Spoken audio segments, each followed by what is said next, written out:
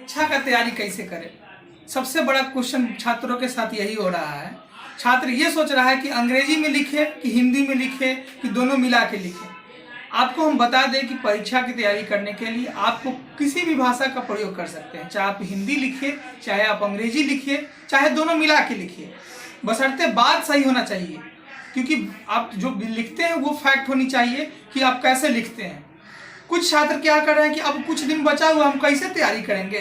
तो तैयारी करने के लिए कहते हैं कि अब हम सेल्फ स्टडी करेंगे। तो सेल्फ स्टडी कैसे होता है उसको बता देते हैं। सेल्फ स्टडी में बड़ा बढ़िया चौकी पर बेड लगा हुआ होता है और उस बेड पर विद्यार्थी बैठते हैं। पहले जाके एकदम पैर उठ समेट उमेट के बैठ गए, तनी देर पूरा कंसंट्रेशन के साथ पढ़ना शुरू किए। तनी देर पढ़ने के बाद थोड़ा देर के बाद ठंडा लगना शुरू होता है, तो रजाई ले आके दोनों तरफ से कवर किए। रजाई कवर हो गया, उसके बाद दूसरा बार तकिया लेते हैं, तकिया पर हाथ रखते हैं, एक हाथ रोपा गया। फिर उसके बाद दूसरा तकिया लिए, दूसरा हाथ दूसरा रोपा गया। तनका देर इस करोटे, थोड़ा देर इस करोटे, और लास्ट में विद्यार्थी हो गया बोल्ड। सेल्फ स्टडी की जो पढ़ाई हो गई वो हो गया कंप्लीट। बच्चा उठेगा, बच्चा मतलब सो गया। अब सोने के बाद ये सोचेगा कि अब जो है सब रात में जो है हम पढ़ेंगे। आज दिन भर तो नहीं पढ़ पाए, सो गए थे, तो रात में पढ़ेंगे। रात में उठेगा, अब कहेगा कि इतना देर कितना देर पढ़ेंगे, चलिए अब सवेरे पढ़ेंगे। अब सवेरे उठता है, फिर सवेरे जगेगा, फिर वही शेड्यूल, रात में पढ़ेंगे, कल पढ़ेंगे, भोरे पढ़ेंगे। इस शेड्यूल में ऐसे में परीक्षा की तैयारी नहीं होगी। परीक्षा की तैयारी करने के लिए आपको प्रश्न पे काम करना होगा।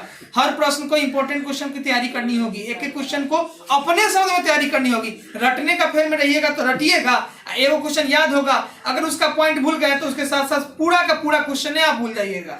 इसीलिए तैयारी करने के लिए हर क्वेश्चन को अपने भाषा में कैसे लिखिएगा, वो अपना भाषा खुद क्रिएट कीजिए और उसका आंसर खुद से लिखिए। आपको एक तरीका बता दिया जाएगा कि हाँ ऐसे लिखना है, लेकिन तरीका मिल जाने के बाद आप उसको खुद की भाषा में लिखिएगा। याद करना ही नहीं है, याद जिस दिन कर लिए तो आप सब भूल जाइएगा। याद किसको कीजिएगा? तो याद ऑब्जेक्टिव को कीजिए। याद सब्जेक्टिव नहीं किया आता है, और ऑब्जेक्टिव में भी कंसेप्ट के साथ याद कीजिएगा, तभी आपका ऑब्जेक्टिव अपना रहेगा कि हाँ ये इसका आंसर होगा। नहीं तो कंफ्यूजन हो जाइएगा, ए होगा और नहीं ए नहीं होगा, बी होगा, बी नहीं सी होगा, सी नहीं डी हो, तो ऐसे में तो हो जाएगा खिचड़ी, कोनो में कोनो मार के चले आइएगा। दूसरी बात, विद्यार्थी को एग्जाम के टाइम कहता है कि मोबाइल नंबर जो है आया था मोबाइल पर मैसेज, ए का ए, बी का बी, सी का डी, तो ऐसे में विद्यार्थी अगर ए वो सीरियली गड़बड़ाया तो सब के सब सीरियली गड़बड़ा गया। अधिकांश का सीरियल ये गड़बड़ाता है। ई को देखते हुए परीक्षा की तैयारी ध्यान से करें, ठीक है। और परीक्षा से पहले आपको अपना क्वेश्चन क्रिएटिव बनाइए। हर सब्जेक्ट को अपने तरीके से लिखना शुरू कीजिए। जो टीचर आपके इंपॉर्टेंट क्वेश्चन दिए हैं उस क्वेश्चन को अपने भाषा में कैसे लिखिए उसका तैयारी कीजिए, तभी आप एक अच्छा लेखक या अच्छा तरीके से लिख सकते हैं। परीक्षा में नंबर उठाने के लिए आपको इतना ही चीज की तैयारी करनी होगी। बायोलॉजी एक्सिस आपको इंपॉर्टेंट प्रश्नों का एक सीरीज लाने जा रहा है, जिसमें केवल इंपॉर्टेंट प्रश्न होंगे जिसको आपको समझा दिया जाएगा और आप उस समझे हुए क्वेश्चन को आसानी से कॉपी पे खुद की भाषा में तैयार कर सकते हैं। आशा करते हैं कि ये आने वाला जो सीरीज है उसमें सारे इंपॉर्टेंट प्रश्न होंगे और इंपॉर्टेंट प्रश्न के आंसर होंगे, जिस प्रश्नों को आप अपने भाषा में तैयार कर लेंगे, जिससे आपको आने वाले परीक्षा में बहुत ज्यादा फायदा मिलेगा। Thank you for watching me. Subscribe और लाइक करना ना भूलें।